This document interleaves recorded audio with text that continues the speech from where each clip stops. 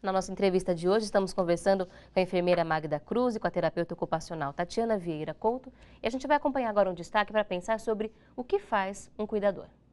O que faz um cuidador? A função do cuidador é acompanhar e auxiliar a pessoa a ser cuidada, fazendo por ela somente as atividades que ela não consegue fazer sozinha. Fazem parte da rotina.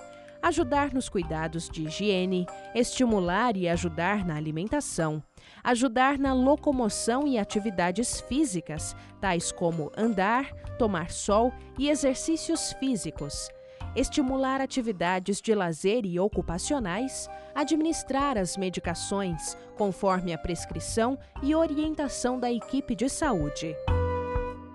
Nós percebemos que é realmente uma rotina de vida, é uma pessoa que está ligada aos hábitos diários de saúde, de higiene, mas é uma questão que eu gostaria de destacar antes, que é o cuidador deve fazer aquilo que a pessoa não faz por conta própria, o que é uma grande confusão. Muitas pessoas pensam, agora eu tenho um cuidador que vai fazer tudo por mim. Por que não deve ser assim?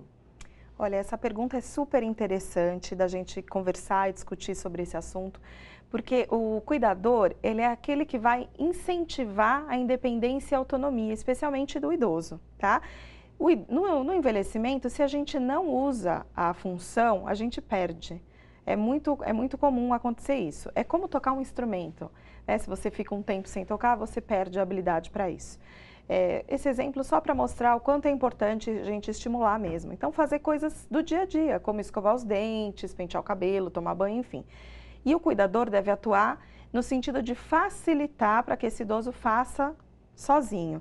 E ele pode dividir a tarefa, a atividade em tarefas, em várias partes, para que o idoso não precise fazer tudo que ele não consegue, mas que ele faça uma parte e o cuidador faça outra. Isso é super importante, porque é isso. A gente vê que, à medida que o idoso tem esse estímulo, a independência, a autonomia, ele mais tempo tem essas habilidades. Isso depende do cuidador avaliar o que ele consegue e o que ele não consegue fazer sozinho. Porque, por exemplo, tomar um medicamento, o idoso nem sempre já está enxergando tão bem, não tem tanta autonomia para colocar o medicamento no copinho, cortar um comprimido. Nessa hora, então, o cuidador é bom que ele esteja do lado para assumir isso. Sim, sem dúvida. Esse horário aí é bom. Mas tem uma hora que é muito importante. Por exemplo, ele vai escolher a roupa que ele vai usar. Então, nesse momento, o idoso escolhe a roupa que ele vai usar. Com isso, ele preserva não só as atividades físicas, como também as habilidades mentais. Ele vai exercitando e o cuidador tem que ter muita habilidade para não fazer por ele o que ele pode fazer sozinho.